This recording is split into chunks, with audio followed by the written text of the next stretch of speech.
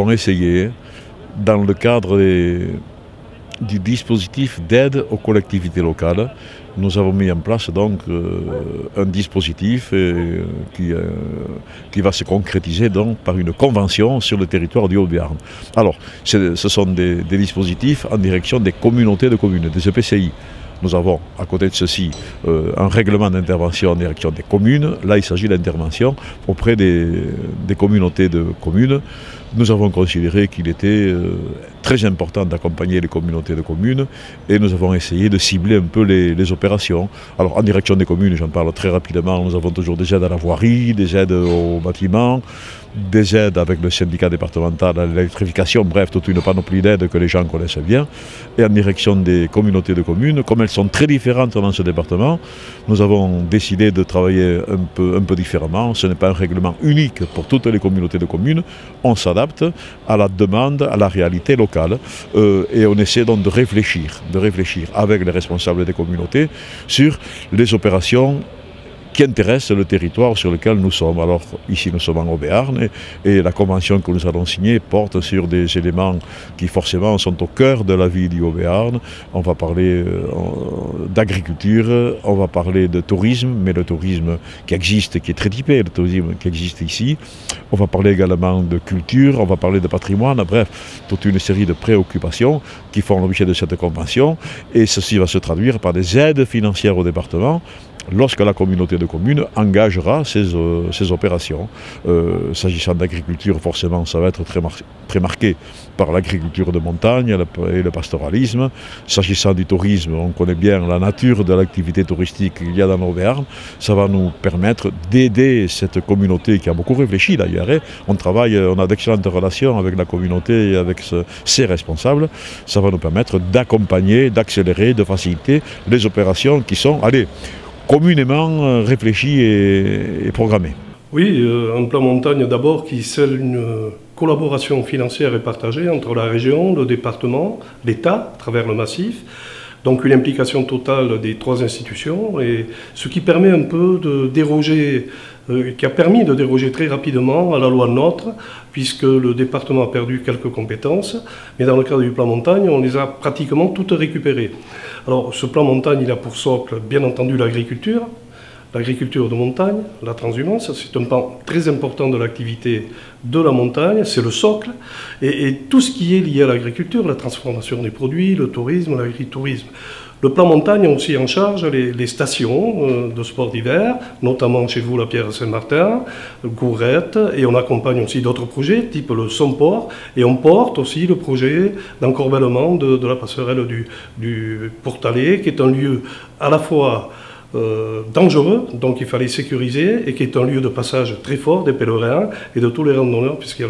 la liaison avec le chemin de la nature. Donc ce projet est aussi totalement porté par le département dans le cadre du plan montagne et d'un projet PORTEFA, un projet à 5 millions d'euros, où tout le partenariat financier n'est pas encore retrouvé, mais il est en bonne voie. Ensuite, nous travaillons beaucoup avec les offices de tourisme, dont les communautés de communes du Haut-Béarn, de la vallée d'Ossau.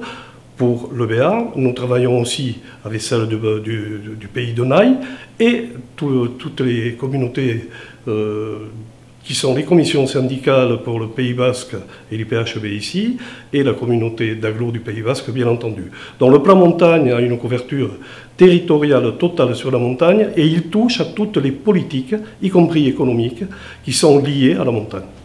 La convention de partenariat de développement que je viens de signer à l'instant avec Jean-Jacques Lasserre, président du conseil départemental des Pyrénées-Atlantiques, en présence aussi de Jean-Pierre Mirande, conseiller départemental plus particulièrement en charge du plan montagne, est un document important à mes yeux car il coordonne encore davantage et encadre les stratégies de partenariat et de coopération qui se sont développées tout au long de ces dernières années entre nos deux collectivités, que ce soit dans le domaine de l'habitat, dans celui de l'agriculture et du pastoralisme, mais également en matière de politique culturelle et bien évidemment dans le domaine du tourisme, que ce soit pour les sports de nature, que ce soit dans les stations de sport d'hiver. Comme je le fais chaque fois que j'en ai l'occasion, je remercie bien évidemment très sincèrement et très chaleureusement nos partenaires financiers, que ce soit l'État, que ce soit la région, et aussi, comme je l'ai fait tout à l'heure, le département qui nous a beaucoup soutenus tout au long de l'année 2018 et qui nous a permis de réaliser des projets ambitieux. Je veux parler bien évidemment du projet de modernisation de la station nordique du Somport ou encore la piscine d'Oloron au Béarn, mais aussi le fort de Portalet. Au total, pour ces 3 projets uniquement, plus de 1 350 000 € d'argent de subvention, des sommes très très importantes et sans lesquelles nous n'aurions pas pu réaliser de tels projets. L'occasion aussi, et au moment de cette signature, de souligner la grande qualité des relations entre les élus, bien évidemment, du département, leur président, Jean-Jacques Lasserre, et notre collectivité, mais également la parfaite coopération entre nos différents services, entre nos différents chargés de mission, coopération qui nous permet de voir aboutir des dossiers qui ont été bien travaillés en amont et qui sont complètement ficelés, si je puis m'exprimer ainsi, au moment où il faut prendre les décisions. Des partenariats que nous allons également faire avancer sur un sujet qui nous tient à cœur ici au niveau de la communauté de communes du Haut-Béarn par rapport à notre service de restauration scolaire. Je veux parler du beau programme Manger Bio, Label et Territoire qui est développé par le département depuis une dizaine d'années maintenant. Et j'ai eu l'occasion de rencontrer il y a quelques semaines Sandrine Lafargue qui est en charge de ce domaine au département pour voir comment on pouvait aller encore un petit peu plus loin par rapport à nos cantines scolaires.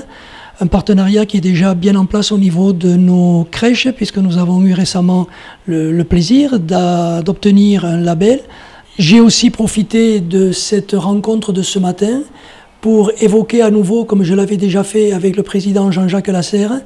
le projet qui nous tient désormais à cœur aussi sur ce territoire, c'est-à-dire la réalisation d'une maison de santé qui serait en capacité d'accueillir près de 53 professionnels de santé du Piémont Oloronnais.